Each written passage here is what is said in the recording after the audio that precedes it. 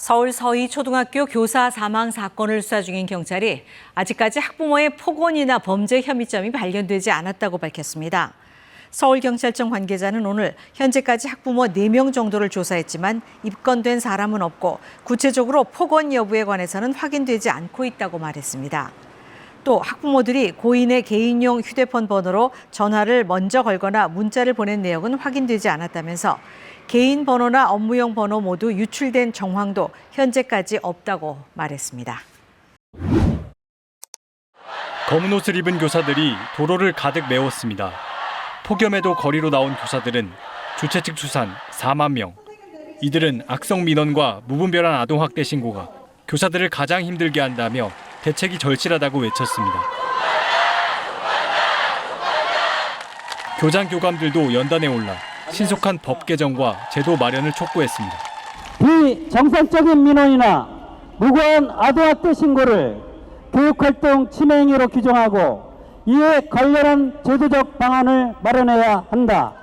유치원 교사들도 열악한 교육 현실을 적극 고발했습니다.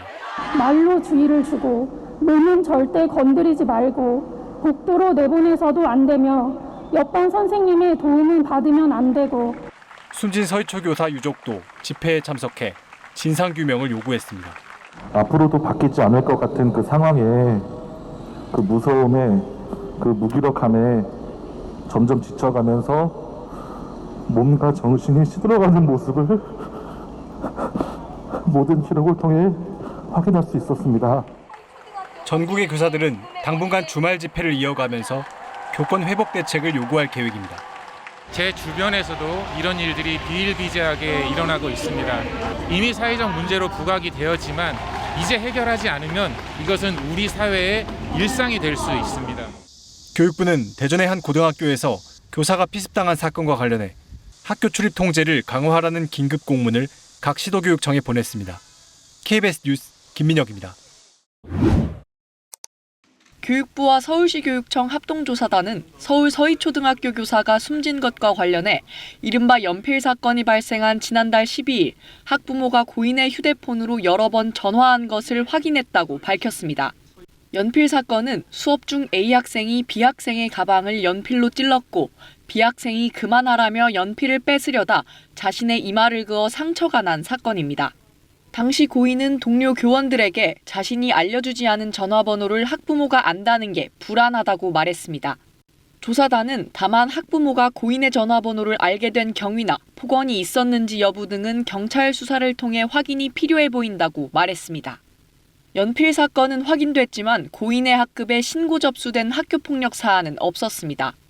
이와 함께 조사단은 고인이 학기 초부터 부적응 학생 생활지도에 어려움을 겪었고 학기 말 업무량이 많았음도 확인했습니다. 다만 고인의 1학년 담임 배정과 담당 업무인 교육행정정보 시스템, 나이스 업무는 1순위 희망에 따른 것이라고 설명했습니다. 조사단은 학급 내 정치인의 가족이 있다는 의혹에 대해서는 명단을 대조한 결과 사실이 아닌 것으로 추정된다고 덧붙였습니다. 합동조사와 함께 이루어진 서희초 교원 대상 설문조사에서 응답자 41명 중 70%가 월 1회 이상 학부모 민원 항의를 경험했으며 월 7회 이상 경험했다고 답변한 응답자도 6명으로 나타났습니다. 또 응답자의 49% 정도는 교권 침해를 경험한 적이 있다고 말했습니다. 장상윤 교육부 차관은 조사가 방학에 이루어지고 고인의 업무용 컴퓨터 등이 경찰에 이미 제출됐다며 밝혀지지 않은 부분은 경찰이 철저히 수사해달라고 말했습니다. 이번 조사 결과에 대해 서울교사노동조합 등 교원단체들은 기존에 발표된 내용을 답습하거나 중요한 내용은 경찰 수사로 전가했다며 용두사미이자 빈껍데기라고 일제히 비판했습니다. KBS 뉴스 여소연입니다.